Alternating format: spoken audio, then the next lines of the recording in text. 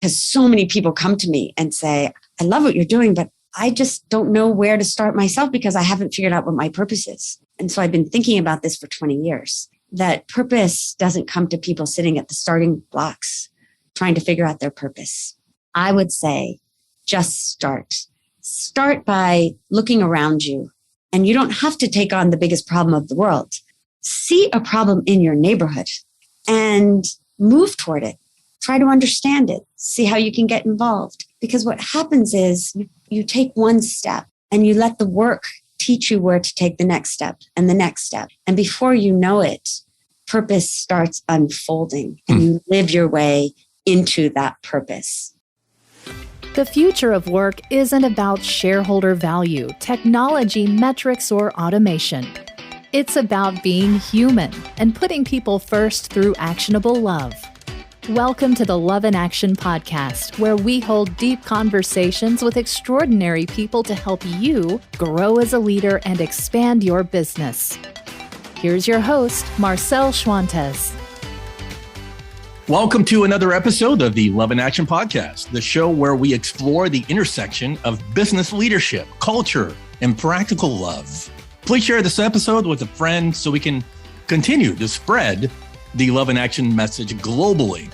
Now, traditionally here on the show, if you've been listening for a while, we cover a lot of topics around things like employee engagement and developing a great company culture and leading through, the servant leadership way and similar topics. Love in Action in this sense is demonstrating the practice of leadership care and compassion, typically on three levels: individual, or, the one-on-one level from leader to employee, or the group or team level. And last but not least, the demonstrating, what does that look like? Practical love and care on a organizational or systemic level. And that could include culture. We're going to branch out today. We're going to talk about love and care and purpose through entrepreneurship and creating social change, where businesses now address some of the world's toughest problems. I'll have you know that 2/3 of the world's population still live in poverty. Yeah. So we need new approaches in order to find new solutions. And to walk us through what those solutions may be is none other than Jacqueline Novogratz, founder of Acumen. Under Jacqueline's leadership, Acumen has invested $135 million to build 136 social enterprises across Africa, Latin America, South Asia, and here in the US. And so these companies have leveraged an additional $746 million and brought basic services like affordable education, healthcare, clean water, energy, and sanitation to more than 400 million low-income people around the world. So naturally, Fast Company comes around in 2015 and names Acumen one of the world's top 10 most innovative not-for-profits. So what about Jacqueline? Well, as head of Acumen, she's all over the place. And I'm sure you've probably seen her TED Talk. She's a frequent speaker. And you may remember her best-selling memoir, The Blue Sweater, published in 2009. Go check that out if you can. That book chronicles Jacqueline's quest to kind of really dive in and understand poverty. And in 2017, Forbes listed Jacqueline as one of the world's 100 greatest living business minds. She has also been named one of the top 100 global thinkers by Foreign Policy and lots of other accolades that the list goes on and on. She holds an MBA from Stanford and a BA in economics and international relations from the University of Virginia. Now, Jacqueline's got a new book out. It was actually released last year. I finally got around to having her on the show so we can talk about the book, which is called Manifesto for a Moral Revolution: Practices to Build a Better World. She now joins us. Jacqueline, such an honor. I'm glad you're here. Welcome to the show. Goodness, Marcel. And thank you for your generosity and frankly, for the love in your introduction. That I love what you are doing. And I love that you are unabashedly using the word love in action, because I talk all the time about how love is a hard skill. And thank you. Yeah, Truly, it's thank you for what you do. thank you. It's we need love. it. Right. It's no longer as soft and fuzzy. It's an essential skill. It's the new hard, right? Soft is the new hard, as Tom Peters would say. Soft is the new hard. Yeah.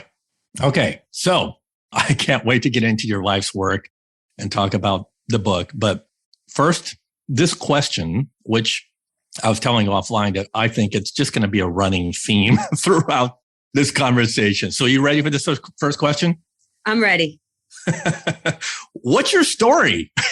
So, well, my story has a lot of twists and turns in it. And since you promised me, we'll talk about it throughout. Probably one story that encapsulates it is actually the story that becomes the title of that first book, Blue Sweater. When I was about 10 years old, my Uncle Ed gave me a blue sweater that had a zebra in the front and mountains across the chest. And it was really important to me because I was the eldest of 7 kids in a big military family. So there wasn't a lot of money for new things. I wore this sweater, which I cherished all the time, including into my freshman year in high school when the adolescent curves of my body were changing the contours of this geographic terrain. And I believe that there's a singular moment of humiliation in every adolescent young person's life. And mine was when one of my high school nemesis just made a very lewd and inappropriate comment about my sweater. And I ran home and yelled at my mom, and we ceremoniously dumped it into the Goodwill. So you fast forward 10 years. It's now 1986. I've left a career on Wall Street. I am building the first microfinance bank with a small group of Rwandan women. And I'm jogging through the hills of Kigali when I see this little boy about 10 feet in front of me. And sure enough, he's wearing my sweater. And I think, no possible way. I run up to the kid, I turn the collar, and on the tag is written my name.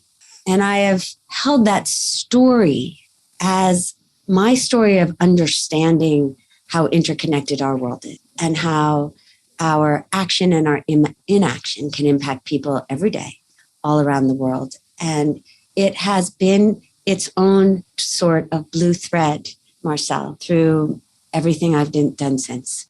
You know, it's funny.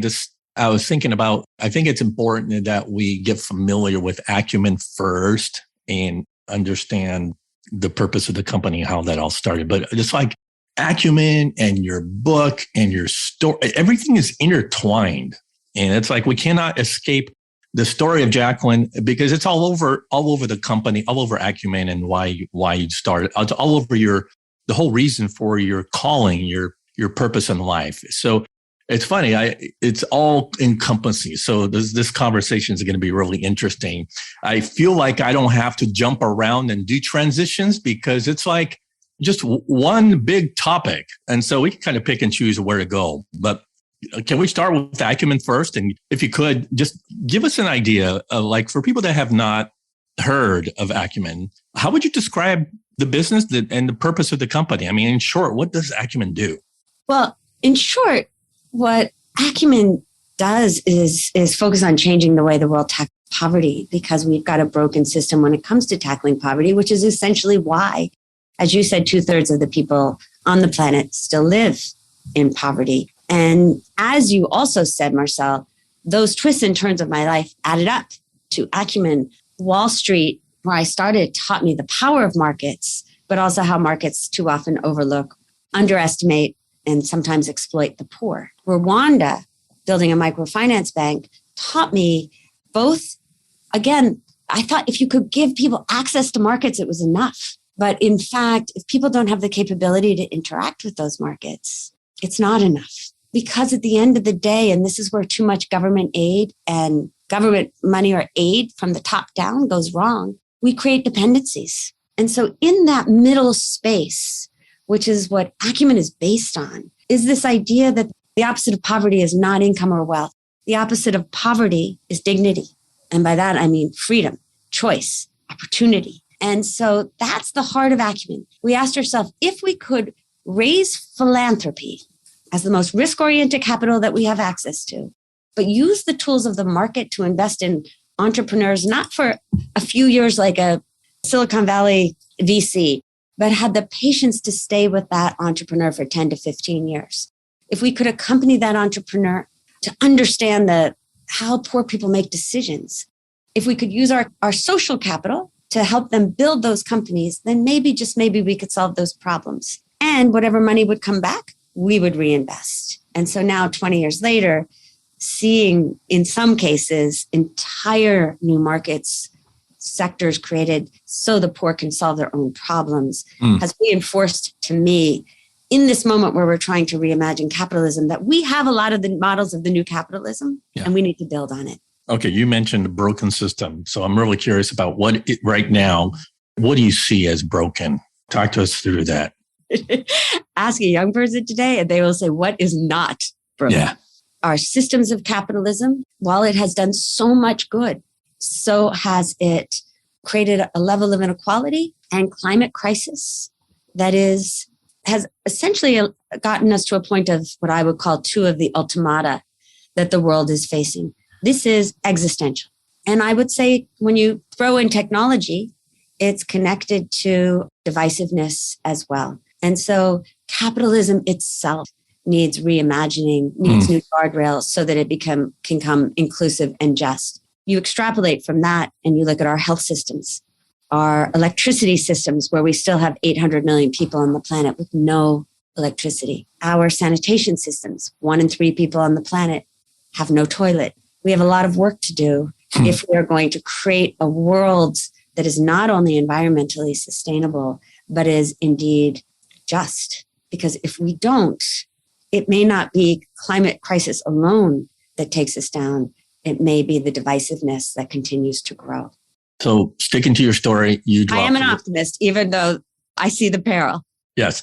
You dropped Rwanda back there. Just for context, for people that aren't familiar with your background. Okay, take us back to Rwanda. What did you see enough that made you want to choose Rwanda and then start the bank? I mean, what was the need that you were trying to fill? And why Rwanda? I frankly don't feel that I chose Rwanda. Rwanda sort of chose me. And that's only important in that when I first moved to Africa, I had the conceit that I was going to save the world, or at least a little corner of the world. And lo and behold, as this white, young American banker that didn't understand the continent, I was firmly and flatly rejected and got a quick lesson in humility that most people do not want saving, particularly by people that don't fully understand who they are. And so it was because 2 women from Rwanda came to me when I was working in Kenya and said that Napoleonic Code had just given women the right for the first time in history to open a bank account without their husband's signature. Would I go and help them do a feasibility study as to whether there might be some financial mechanism that would help women open bank accounts? It was as simple as that. I think, Marcel, because I had already failed a number of times in trying to make change in different countries on the continent, I went to Rwanda determined that I was not only going to help do that feasibility study, but if it made sense, I was going to help build the first financial institution in the country for women. And I learned that a small group of people with that kind of will and clarity of vision really can. Fascinating. So I'm really curious now. Okay, so then fast forward to around 2001. I want to get the Acumen story. How did you evolve to the point where Acumen happened? What's the story behind that? So as I had said, having seen that this binary way of looking at the world, for-profit, nonprofit, capitalism, socialism, good people, bad people, itself was broken. And that if we were going to revolutionize philanthropy, which is really where I was starting, we had to be more fluid in our way of using markets without being controlled by markets. And so at the same time as that insight was becoming crystal clear to me, so did I see that low-income people wanted to make their own choices. And either because they were fully excluded from functioning markets or because they were just being given whatever charities thought that they needed, they didn't have that choice. They didn't have that freedom. And then third, there was a group of entrepreneurs, social entrepreneurs that were starting to rise. There was a small group in 2001 that were trying to use the tools of business to solve social problems rather than simply to make money. And that trifecta led to 2001 starting Acumen. And I didn't know how it would transpire, quite frankly. And in some of our first investments, and we decidedly invest equity and debt, long-term, as I said, some of them failed. But early on, I saw that with this malaria bed net manufacturer in Tanzania, that we could help build a manufacturing plant for the first time to create long-lasting bed nets, which was a new technology developed by Sumitomo in Japan.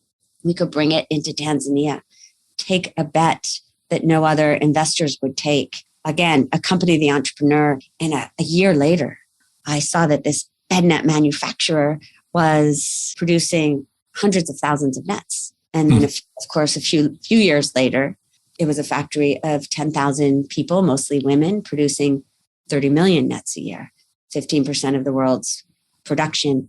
And that we could show that could be African solutions to African problems, build new role models, create jobs. But we wouldn't be able to do it if we had that bifurcated view of investment as usual or charity as usual. I love this. So I was going to ask you do you have a good example of what investment are you most proud of?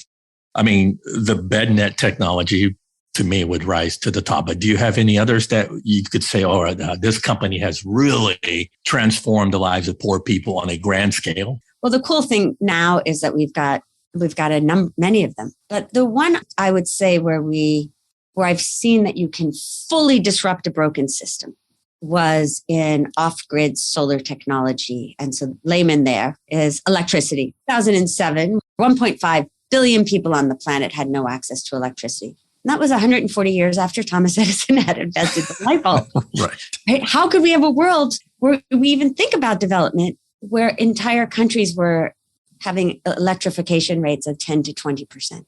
And so we invested in these two guys, Sam Goldman and Ned Tozin, who had a solar lamp that they wanted to try to sell to low-income people with this promise that we would eradicate kerosene, which was the energy of choice, dirty, expensive, polluting. They didn't fully know how, nor did we, but we took a bet on them.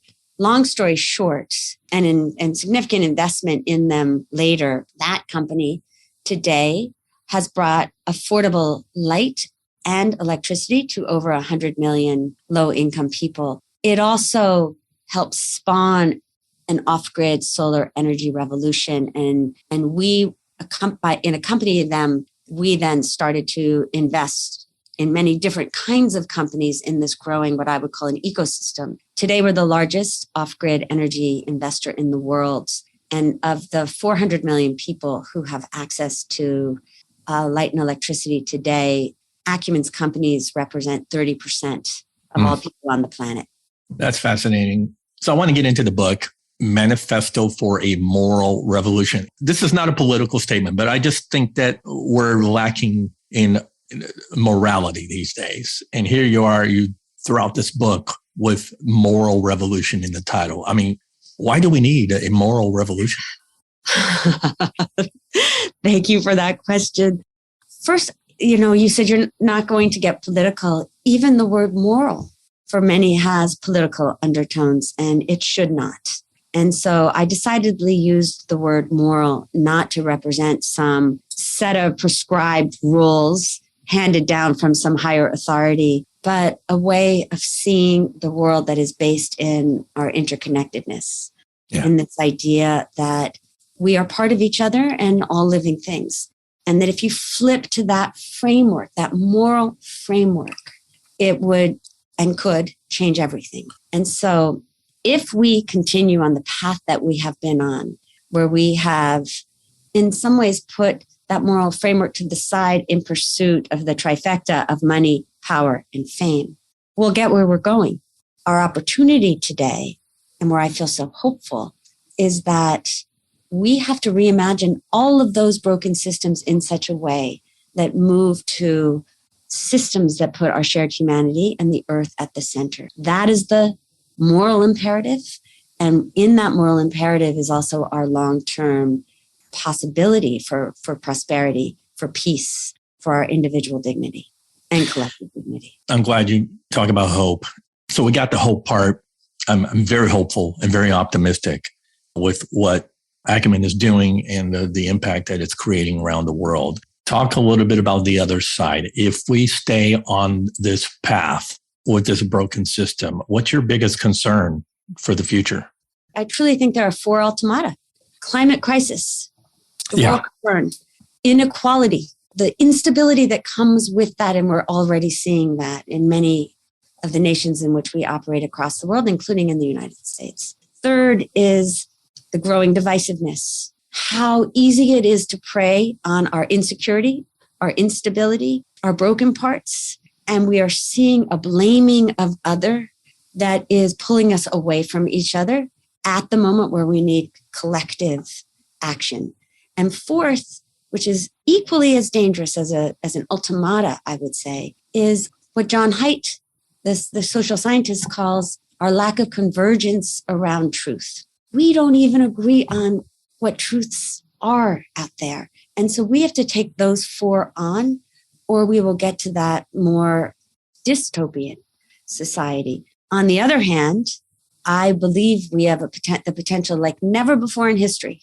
And this is where I stand, not with the cynics, but with the hard-edged, hopeful ones. On the other hand, in taking on these problems in ways that go beyond ideology, that use the right kind of capital, that build the kind of character that is needed to create disruptive systems, I believe that we can both solve those problems and avert long-term climate crisis. And in fact, I believe we can create a future that is so much better than the present that we have today.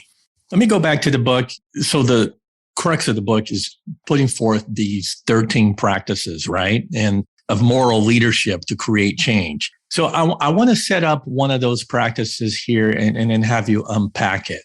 You know how sometimes well-intentioned Westerners, let's say, maybe an NGO or a church paraministry will parachute into a third world village somewhere in Central or South America.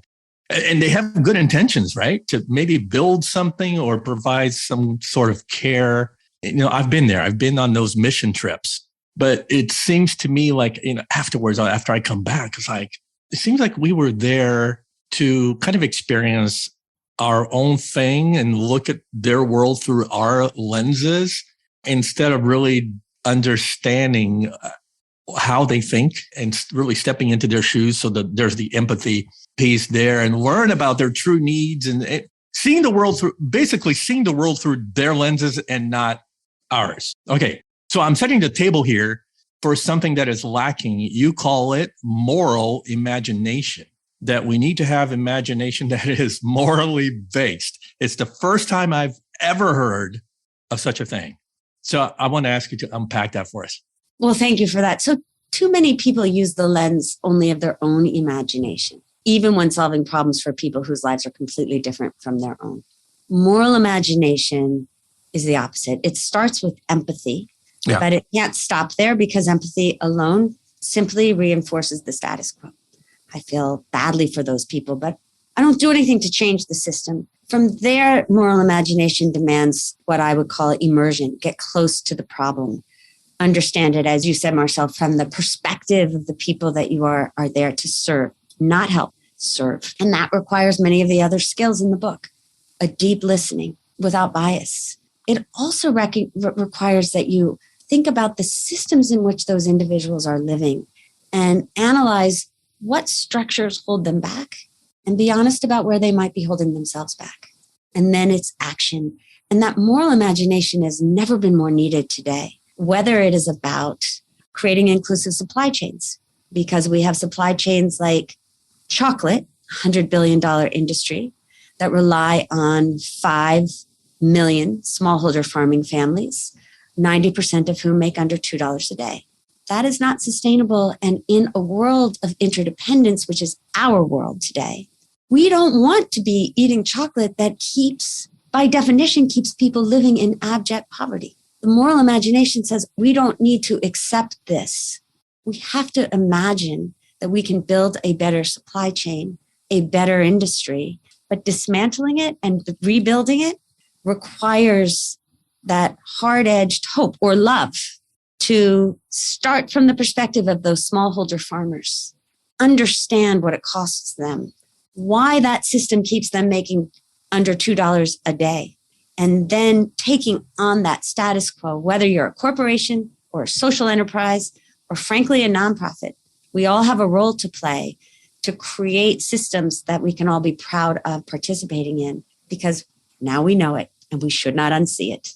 Well, and I'll go one step further. We need to also recreate mindsets, because we live in such, and I'm speaking just for here in the US, we live in such an individualistic, kind of self-centered, self-focused society, really, that we may not even know how to extend that kind of love outwardly to see the world beyond, your own immediate needs, right? Like, oh, I got bills to pay. Well, heck, how do we change mindsets then so that anybody can say, wow, let me imagine the world through moral lenses differently? Because they may not have the mindset or the capacity to do so right now, to imagine the world that way.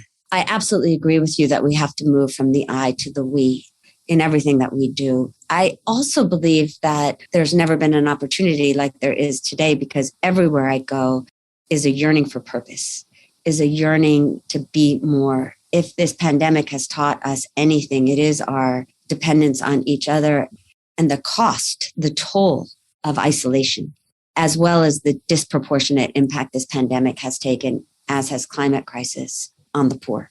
And so this is a moment that is ripe for a change in consciousness. The second piece of good news is that there is a new generation that is already acting on behalf of other people. When you talk to 15-year-olds to probably 23-year-olds, there's such a consciousness about how their actions are impacting the world. I find it quite humbling, because I'll be called out, my 8-year-old niece saying, "Aunt Jacqueline, why are you using a plastic baggie?" And I'm thinking, it's a good point. Well, I'm traveling. I'm putting my stuff in it. And she's like, "Well, I hope you reuse it and reuse it." Keep that in mind.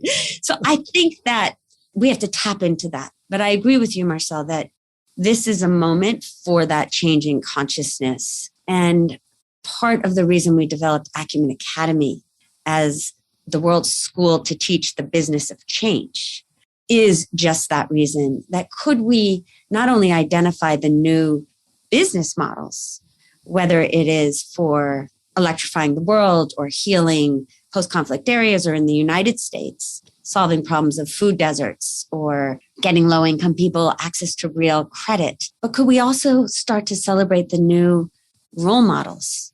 Because the heroes that you and I grew up with fit squarely into money, power, and fame as their calling card. The new heroes, if you will, have to be those individuals who are celebrated for the amount of human energy they release in the world. Yeah. Impact that they are creating. And for that, I'm so grateful for people like you.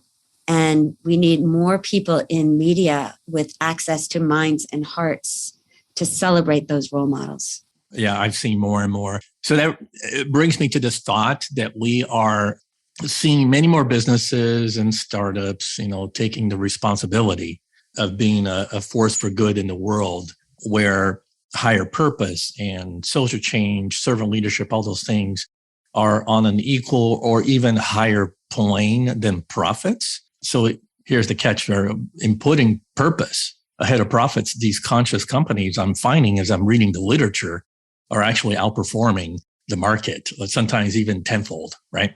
So for the skeptics among us, Jacqueline, how do we reconcile the expectations of, a business has to make profit and please shareholders with creating social change and eliminating poverty? How do you reconcile those two worlds?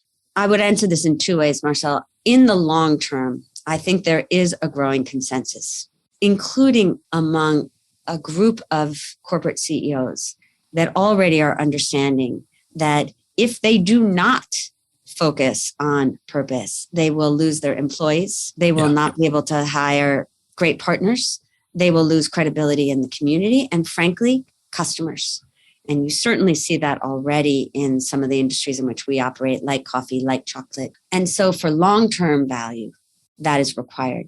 But the second way I also need to be clear for those skeptics is that The business of change that I'm interested in and Acumen focuses on is the business of change in ways that fundamentally change our system to include people who've been overlooked, underestimated, left out, to make them more sustainable. And there are many examples in the United States that give me great hope. Again, not in a hope and a prayer kind of way, but in a very grounded, long-term, profitable way, in part by understanding how to use the right kind of capital for the right purpose. So we have a company called Everytable in Los Angeles that was built essentially to address the problem of food deserts. In the United States, in urban centers, it's impossible to get affordable, healthy food. Sam Polk, the entrepreneur, actually started by trying to build a nonprofit, which was great to build awareness and knowledge, but people still had no place to buy that food. So he built this fast, affordable, healthy restaurant system. And in the pandemic, because by then he had gone from 1 to 8 restaurants, he focused on his purpose when lockdown happened and he was forced to shut his doors. And he sent out a tweet and said, look, if you need food, we'll deliver it. If you can't afford it, because this is our mission, we'll deliver it anyway. And if you're willing to pay it forward, here's a link.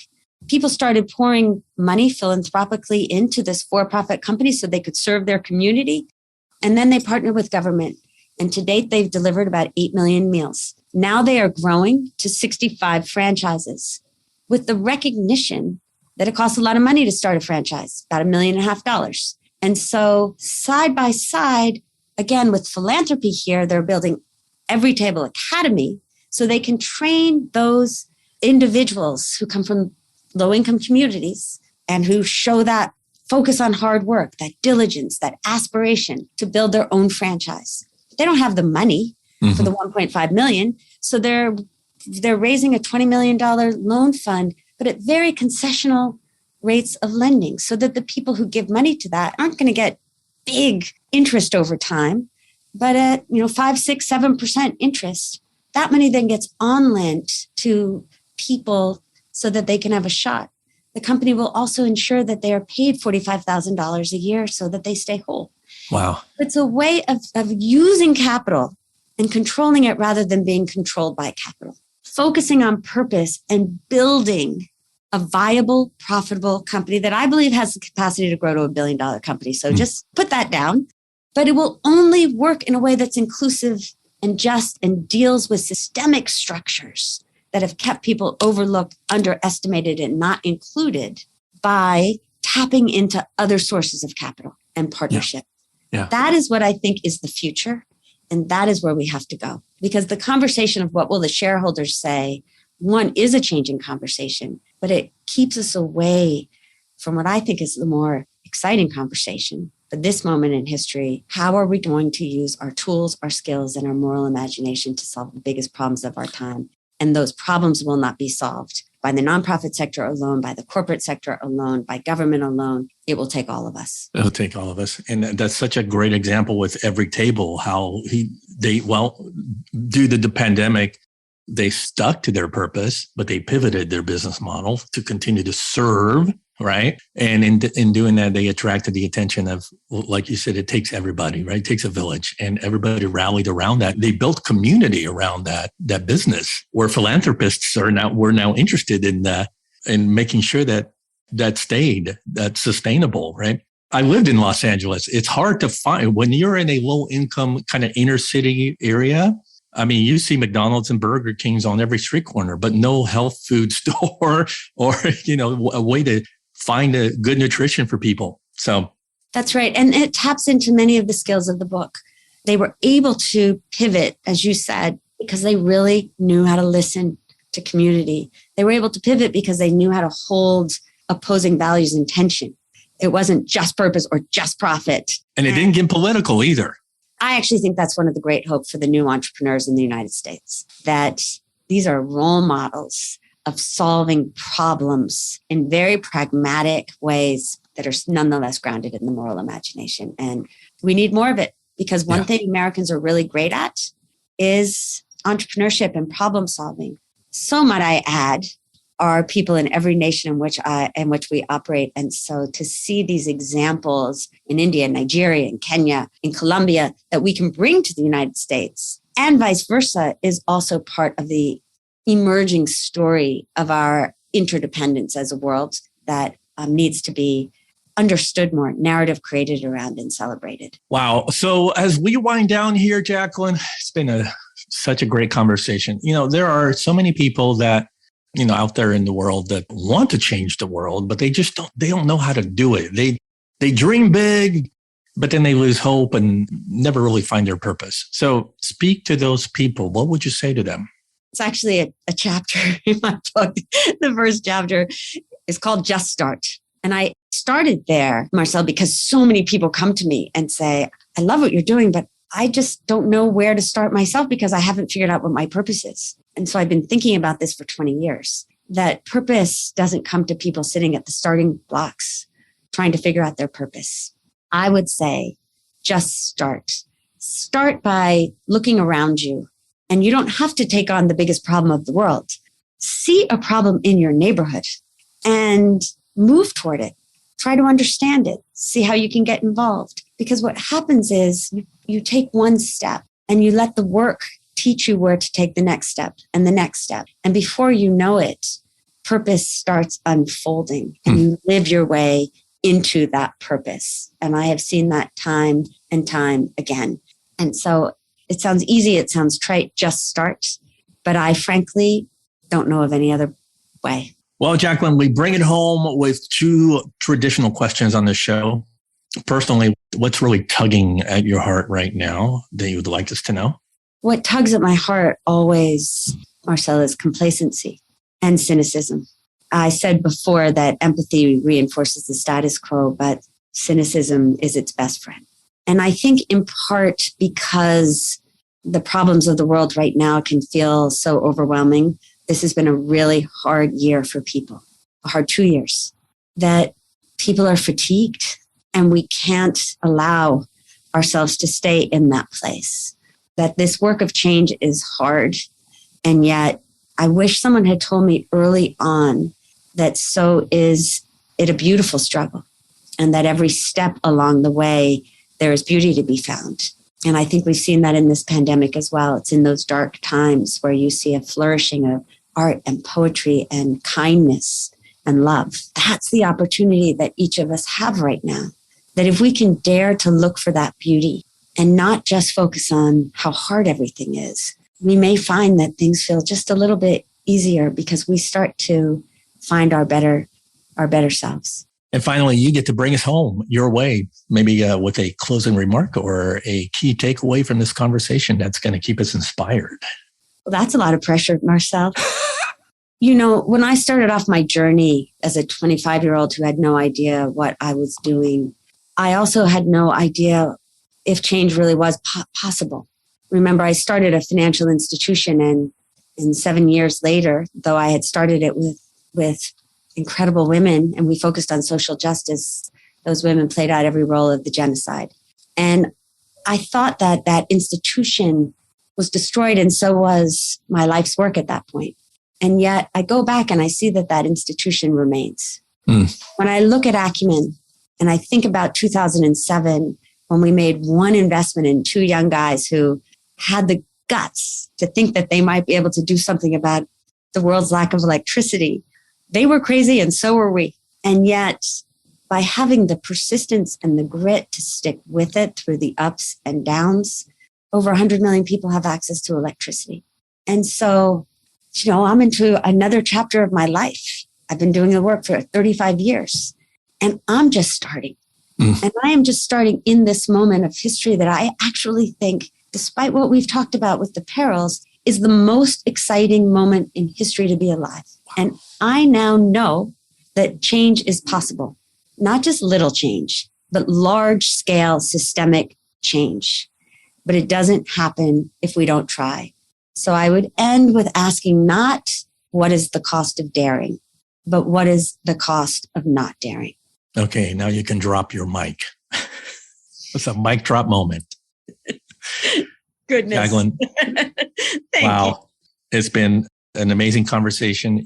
I love everything I love your heart. I love your authenticity. And I especially love what you're doing in the world. I can't think of a more pure example of love in action on a grand scale. That's why I wanted to bring you on. But if people want to connect with you and learn more about you and Acumen, where can they go? Can you point us to a few places? Sure. The Acumen website, www.acumen.org, is the easiest place to go and learn about us. And then, of course, Manifesto for a Moral Revolution, my book, includes many of these skills that are connected to stories of these incredible entrepreneurs from all around the world in whom we've invested. And they're the individuals that inspire me and give me hope on a daily basis. It's been great. And I've been blessed. I feel like I just went to a church sermon and walked out and I was like, woo, my hands are up. And, it's like... You're awesome, because this work does not feel like that on a daily basis. So I adore you for it. And I just love the way you love. Oh, thank you. Thank you. We'll have to do it again, part 2 someday. But thank you again for joining us. It's been truly an honor. Thank you. The honor is mine, truly, Marcel, and keep doing what you're doing. We need amplifiers that are values driven in the way that you are, like never before on this planet. Yeah, thank you so much. The book again is called Manifesto for a Moral Revolution. Pick it up wherever books are sold and join the conversation and comment on this episode with hashtag Love in Action Podcast. And look for my show notes on my website, marcelschwantes.com. I'll be sure to include links to Acumen, the book, and I'm also going to include links to every table and other resources there for you. And finally, we're always looking for business sponsors to help us grow. If your business would like to sponsor an episode of the Love in Action podcast, hit me up on my website, marcelschwantes.com, or find me on LinkedIn.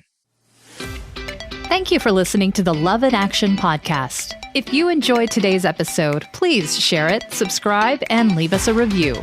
Until next time, don't forget, the future of leadership is love in action. Believe it, practice it, and watch your business grow.